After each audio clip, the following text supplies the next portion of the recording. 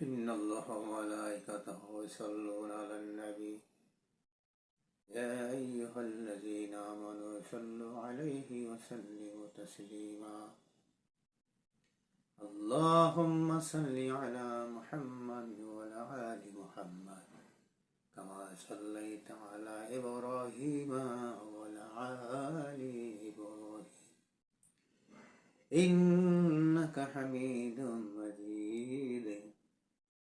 اللهم بارك على محمد وعلى آل محمد كما باركت على إبراهيم وعلى آل إبراهيم إنك حميد مجيد ربنا ظلمنا أنفسنا وإن لم تغفر لنا وترحمنا لنكونن من الخاسرين ربنا آتنا في الدنيا حسنة وفي الآخرة حسنة وقنا عذاب النار سبحان ربك رب العزة عما يصفون وسلام على المرسلين الحمد لله رب العالمين وإن كل لما جميع لدينا محضرون সর্বপ্রথম মহান সত্তার দরবারে দোয়া করি আমি একজন তাহার গুনাহগার বান্দা প্রথমে সেই মহান দরবারে আল্লাহ রব্বুল আলামিন যিনি তামাম বিশ্ব কুল কায়নাতের মালিক সেই আল্লাহ রব্বুল আলামিনের দরবারে দোয়া করে আমি রওনা হয়ে গেলাম সূরাতুল ইয়াসিনের মধ্যে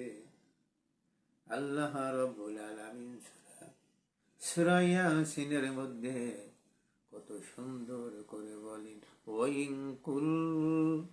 ওয়াইন কুল্লুল লাম্মা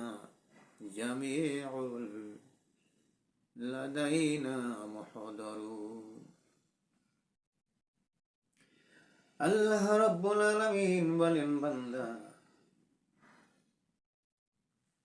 আমি আল্লাহ রব্বুল আলামিন অবশ্যই হাশরের ময়দানে সকলকে হাজির করিব আল্লাহ রাব্বুল আলামিন বলেন মানুষ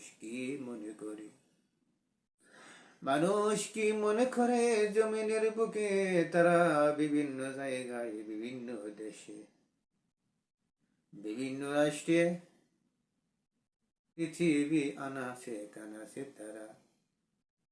দুনিয়ার জমিনে বসবাস করিতেছে এই মানুষ একদিন দুনিয়া থেকে বিদায় হয়ে যাবে রে অন্ধকারে কবরে এমন একটি জায়গায় যাইবে এই জায়গায় যে স্থানের মধ্যে আসমানের নিচে জমিনের উপরে যাহা কিছু আছে যত প্রকারের ইনসান রহিয়াছে সমস্ত সৃষ্টি কুলের মধ্যে আল্লাহ রাব্বুল আলামিন মানব জাতি হিসাবে যে সৃষ্টি করিয়াছেন আল্লাহ রাব্বুল আলামিন বলেন সেই মানব জাতি নামক আল্লাহ তাআলার দরবারে অবশ্যই একদিন হাজির হইতে হবে আল্লাহ তাআলা বলেন ওয়াইন কুল্লুল লাম্মা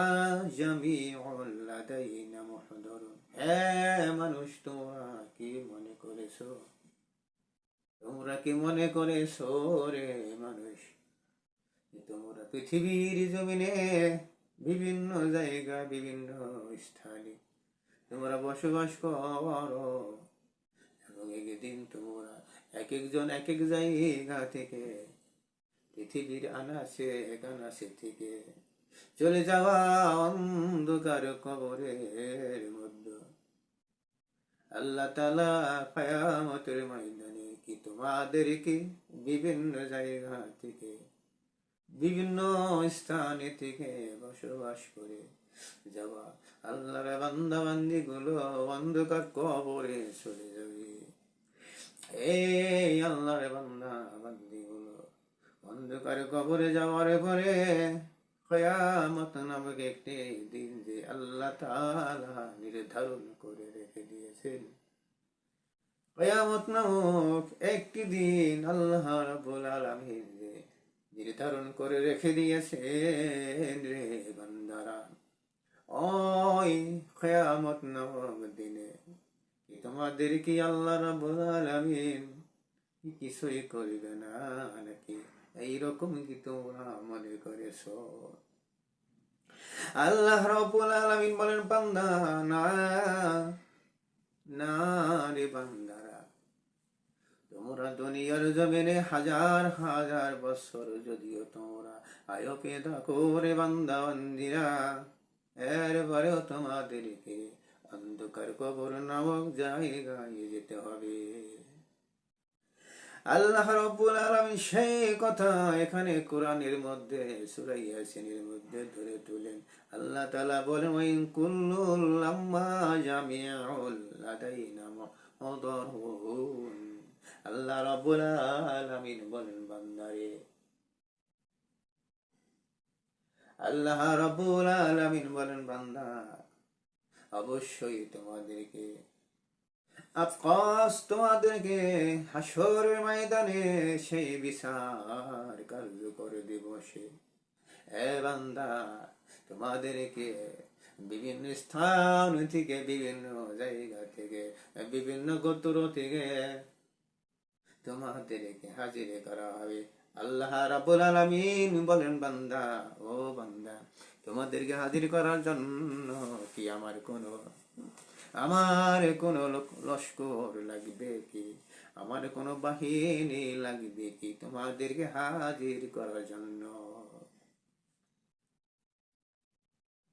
আল্লাহ রাব্বুল আলামিন বলেন, জমিনের উপরে থাকাকালীন আমার কিছু বান্দা বান্দিরা, আমার কিছু নাফরমান বান্দা বান্দিরা আমি আল্লাহর হুকুম কি তরাইয়ে যেতে চায়, আমি আল্লাহর হুকুমকে অমান্য করে যেতে চাই।